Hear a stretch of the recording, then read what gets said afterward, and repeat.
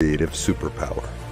We have the power to manifest as we dedicate attention to our thoughts, but often miss opportunity to achieve the greatest good. Your superpower is waiting to be unleashed to unlock a fuller, more rewarding world for all. Join us every Thursday at noon Mountain Time for Choice, Your Creative Superpower with Zoe Muro.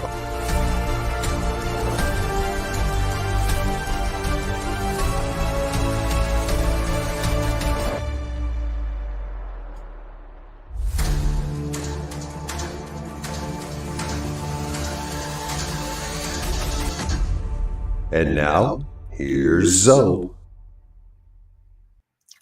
Hello, folks, and welcome to the New Thought Media Network. My name is Zoe Muro, and I am honored to be your host for Choice, Your Creative Superpower. If you're coming back, it's good to see you again. And if this is your first time, welcome to the show. I'm a religious science practitioner at the Oakland Center for Spiritual Living in Northern California. I'm also a transformational coach. I assist people in living their lives as fully as possible. Today, in episode 4, we'll be exploring the relationship between choice and the stories that we tell. Now, clearly given the name of this show, we are all about creativity. And as you'd imagine, every story has some element of creativity. But when it's your story about yourself or your story about someone else, where does choice come into this picture? How much of a part does creativity play? Why do we choose the stories we tell? Why do we choose the stories we tell about ourselves, about others? How do we choose the stories we tell? So let's dive deep. And if you'll pardon the expression, let's get the story. Or don't pardon the expression, that was terrible. We are storytellers, we being humans, that is. And despite all that scientists who claim that storytelling is a strictly human activity, I am fairly certain that animals tell stories as well. I know in our household, our animals tell stories. Right now, my cat is sitting in another room, sequestered, so that she is not here on this call, and she is definitely telling a story. And when mealtime is just a little bit late, there's a story. And when I'm getting ready to go out and I'm not going to take my dog with me, that was a story, very definitely. It's like, oh man, I never get to go anyplace. Okay, now, in all honesty, that might have been my own interpretation or possibly projection. So let's stick to human storytelling for this discussion, because in the words of Yuval Noah Harari in his book Sapiens, he wrote, "It is the distinctive ability to believe in stories that separates sapiens from other creatures." And he goes on to say, "You could never convince a monkey to give you a banana by promising him limitless bananas after death in monkey heaven." Well, Professor Harari, you've made your point very well. So, humankind then. Well, we know humankind have been storytellers for nearly as long as we have been on this planet. We've seen evidence of some of the earliest stories in the cave paintings, dating back as far as, well, I would say, if we were to look at, let's say, the images of handprints and bison and horses and such that they found in Spain, in, I believe it was called the Altamira Cave. That dates back to 35,600 BCE. Now, you could argue, I suppose, that we're looking at art. But certainly by 23,000 BCE, looking at the scenes of hunting and rituals that they found in caves in Brazil, in the Serra de Capibara, we can see that storytelling, visual storytelling, had absolutely begun. Makes me wonder, Who was the first hunter to exaggerate their hunting prowess? Did Og turn to Grilb and say, "Oh, you should have seen the one that got away today. Man, it was something else." But I digress. Because we have physical evidence, we can surmise a start date for visual storytelling. But when did oral storytelling first take place? This is something that scientists have debated for many, many years. The prevailing thought being that sign language of some sort was certainly our earliest form of communication. And we can see that in chimpanzees, for example, who use actually both sign language and vocalizations to communicate. So our ability to speak in some form or another, and therefore tell stories, very likely predated visual storytelling by at least hundreds of thousands of years. As our brains evolved, so did our skulls, our jaws, our vocal cords, all of which allowed for us to eventually incorporate a far larger range of sounds than our other primate relatives can. Communication that worked well for a solitary being was not going to be sufficient for a couple or a clan or a village. The more our behaviors changed, they had to change. Think of it. But the more they changed, it was to allow for an ever-growing demand for greater functionality. I mean, think of this. There are basic concepts like danger or follow me. Well, those could easily be addressed through body language or a whistle or a grunt. But being able to explain, to differentiate, to share knowledge and preferences, these more complex social interactions required a higher level of communication. So as our needs developed, our brains developed. And our brains developed, we were able to do so much more. So our becoming storytellers was partially because we had to. For our development to exceed that of our nearest biologically similar primate relatives, there had to be a need, because nature does nothing frivolously. And so we developed beyond simply surviving, literally hand to mouth, and started creating what were our first communities, whose purpose went far beyond simple protection in numbers. We needed to be able to communicate more complex ideas. We needed to be able to work together, to make decisions, to share experiences, which would enable our community, whether that community was a very small one or a larger one, but we needed that to be able to continue to thrive. We also became aware of what we could call a world view, something that went far beyond the confines of our own personal existence. We wanted to understand our world. We wanted to explain to others about our world. We wanted to move beyond the what, the when, and the where. And we wanted to get to the how, and even more importantly, the why. And you see, it's the how and the why that brings an incredible richness to stories. It's what transforms them from a simple statement or a series of facts or observations, and it brings in the element of a narrative being a deliberate shaping of facts or observations that allow us to arrive at a particular conclusion or perspective, which the storyteller might or might not be aware of consciously. Now, this is where the heart of the matter in storytelling lies. It's in the narrative. We want others to understand our perspective, and we often want them to accept our perspective and to act accordingly, whether we realize it or not. It's the essence of discussion, of argument, of politics, of propaganda, of marketing, of social media. But it's just a normal part of our everyday life. Now, if someone tells you about something that they find to be tragic, they want you to feel that sense of tragedy just as surely as they would want you to feel a sense of joy if something brought them joy. So we choose the words we'll use. We choose a feeling tone.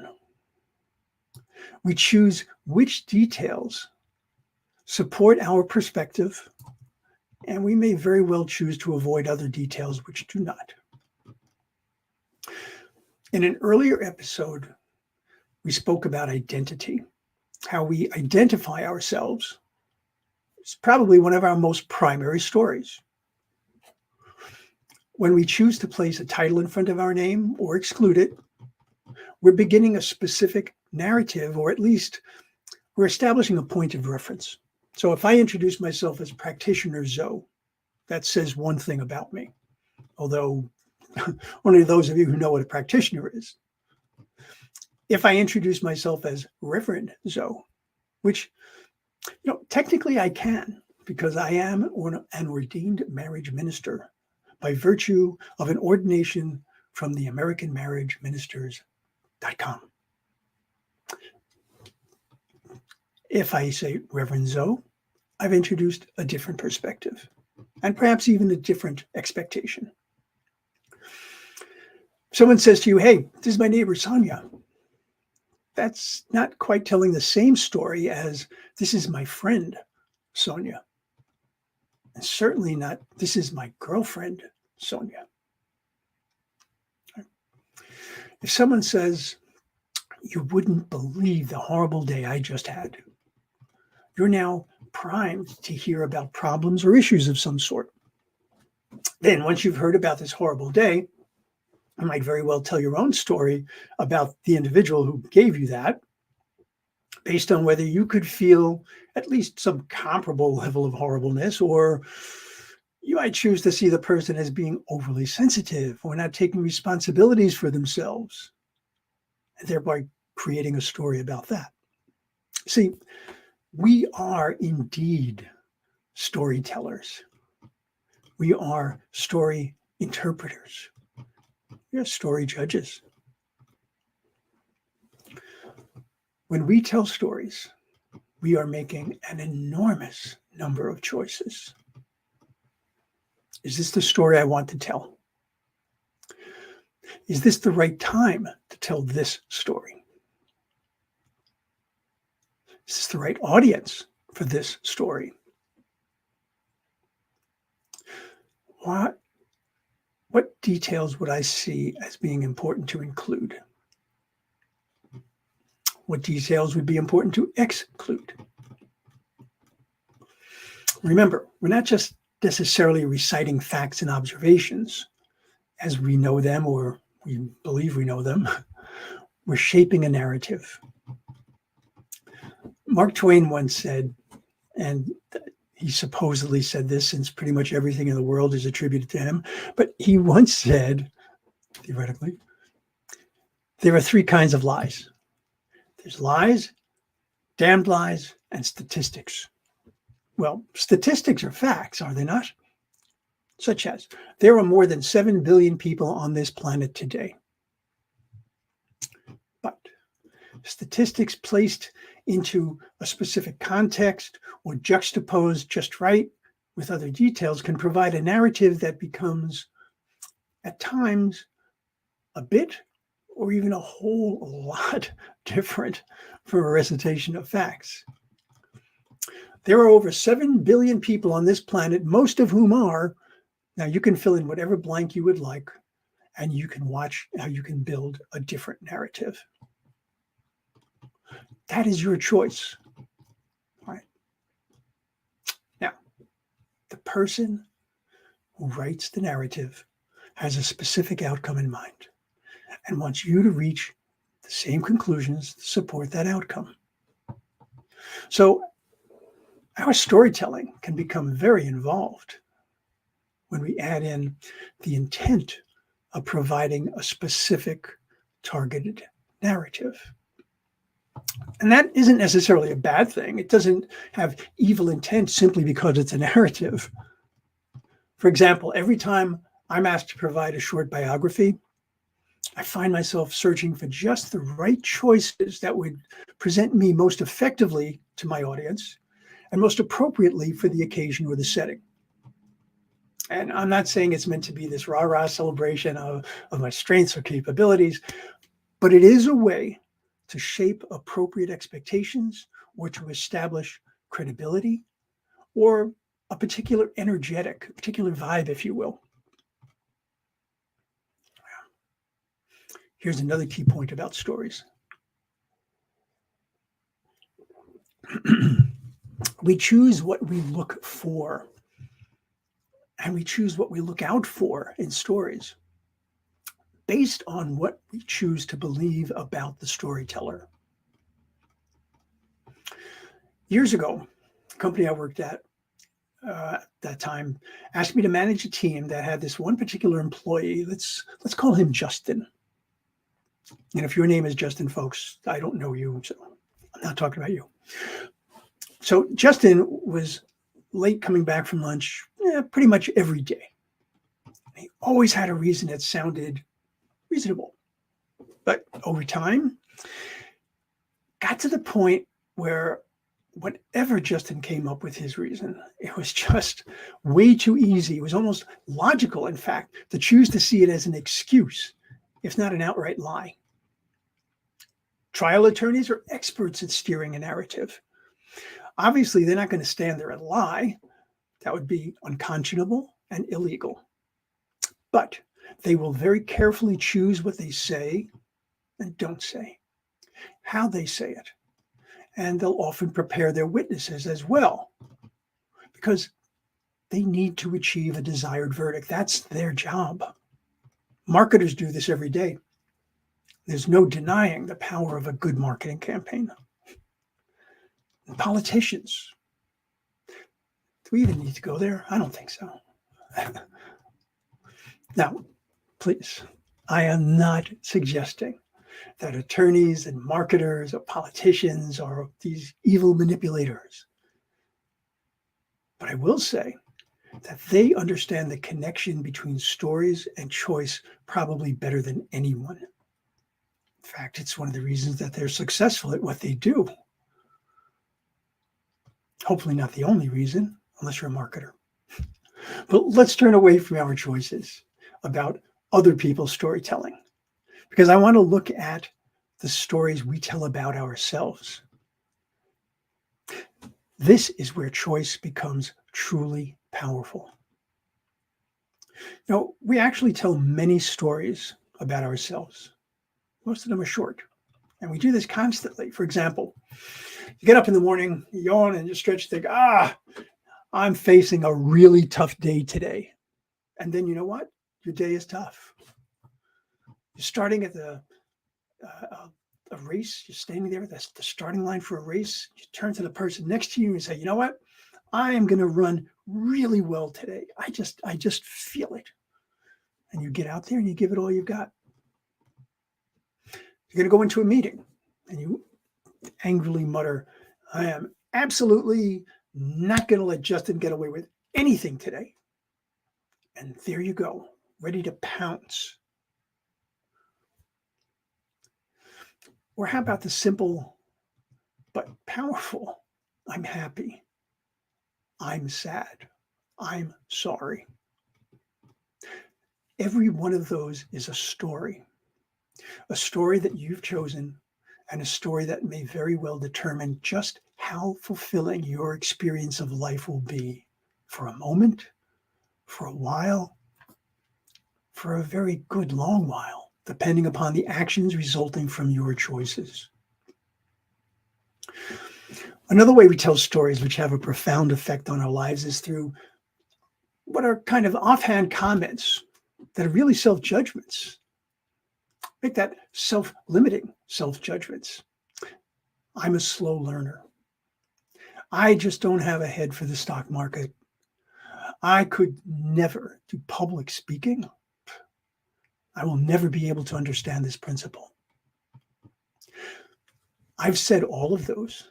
I've believed all of those. I've been trapped by all of those because I choose or I chose rather, to let a closed mindset limit me and cast doubt on my ability to grow. I chose in that moment to tell a story of lack, of limitation, rather than one of abundance and possibility.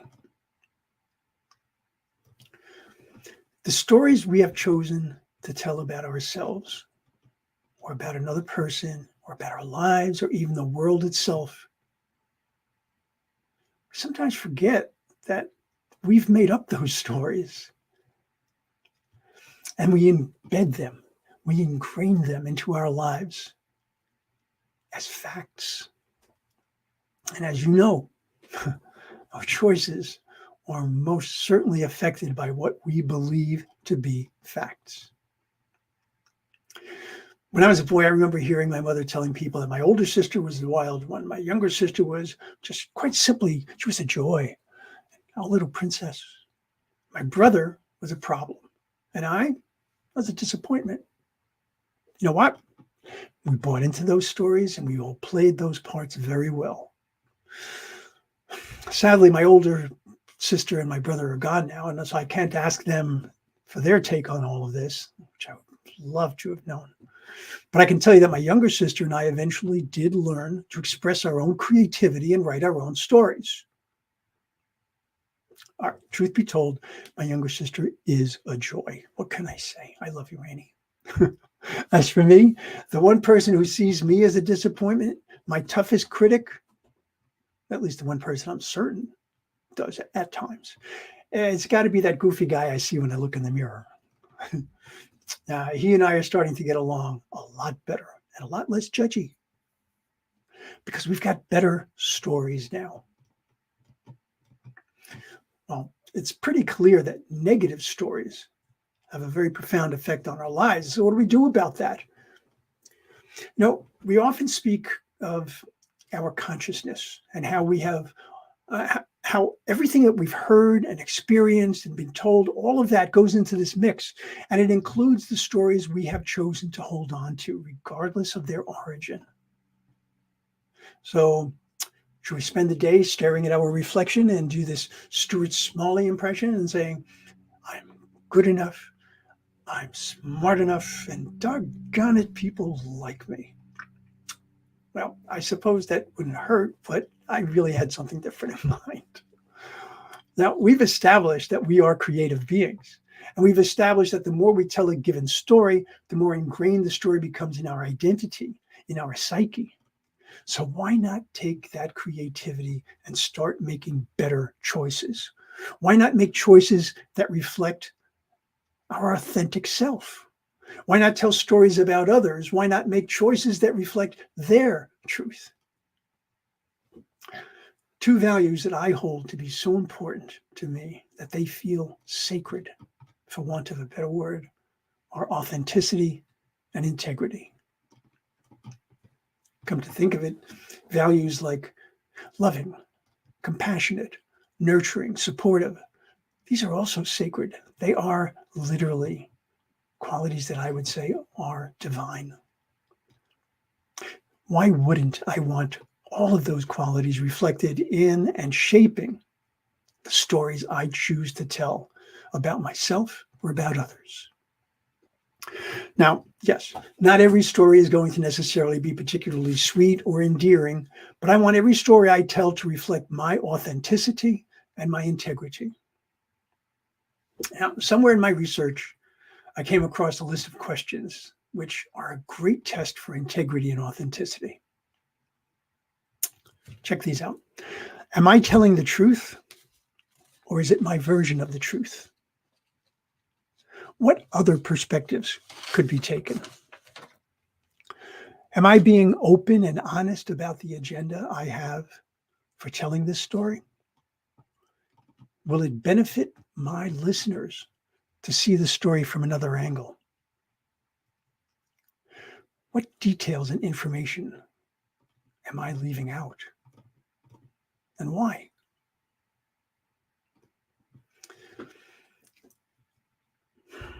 In his book, The Content of Form, Hayden White says, Narrative might well be considered a solution to a problem of general human concern, namely the problem of how to translate knowing into telling. Folks, for my money, one of the most important pieces of knowledge, of knowing, yes, knowing is a better word because it's visceral. So one of the most important pieces of knowing that we have is that God, loving spirit, Gaia, is all there is. So why wouldn't I want the telling of that knowing to be clear and accessible? You know, no matter what story we're telling, there can be no story that we could ever choose that would bring us a greater feeling of fulfillment than to express our greatest, our most profound truth. We do that exactly each time we choose to pray affirmatively, each time we choose to use spiritual mind treatment. Because we literally started treatment by reminding ourselves of the truth of loving spirit. Then we express our unity with loving spirit, and therefore how that truth is our truth as well. There can be no other. And then we express how it outpictures in our lives as we, in gratitude, release our word to the law of the one. Now, those are choices that tell a story of wholeness, completeness, and perfection.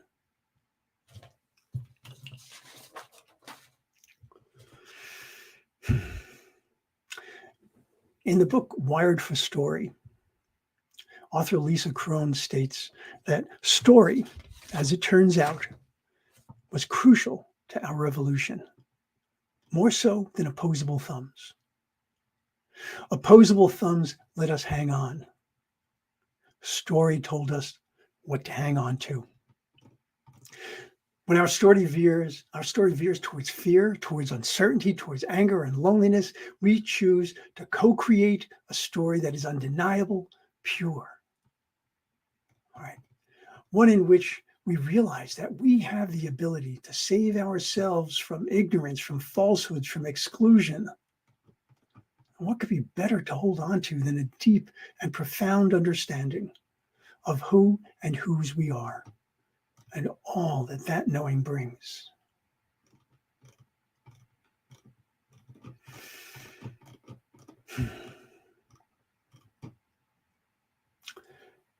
If you want to see a change in your life that is absolutely profound, look at the stories you tell.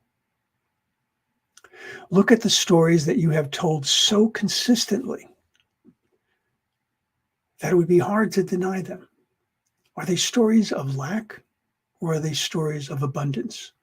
Are they stories that speak of fear, or are they stories that speak of your faith? Are they stories that impugn, or are they stories that celebrate? Now, of course, not every story you tell is going to be a sweet story, but you can ensure that every story that you tell is authentic, is true, and reflects your values. I'd love to hear how you're choosing your stories. So if you have an opportunity, you can email me at zodimuro@gmail.com and let me know, how do you handle stories? What is it that's important to you? By the way, if there's a topic relating to choice that would you like to see me address in a future episode, by all means, let me know. Folks, I appreciate your spending time with me this week. But be sure to explore all that the New Thought Media has to offer. For example, today here at 12 noon Pacific time, that's 1 p.m. Mountain time, check out Finding the Joy in the Journey with practitioner and soon-to-be minister, the ever-insightful Gina Calvario Krupka. My time is running short, so I will simply say that I will see you again next week. And until we do, I hope that you choose wisely. I wish you much love and many, many blessings. Namaste.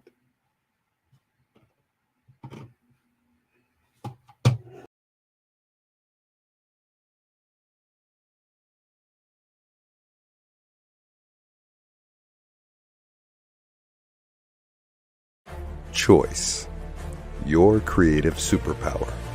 We have the power to manifest as we dedicate attention to our thoughts, but often miss opportunity to achieve the greatest good.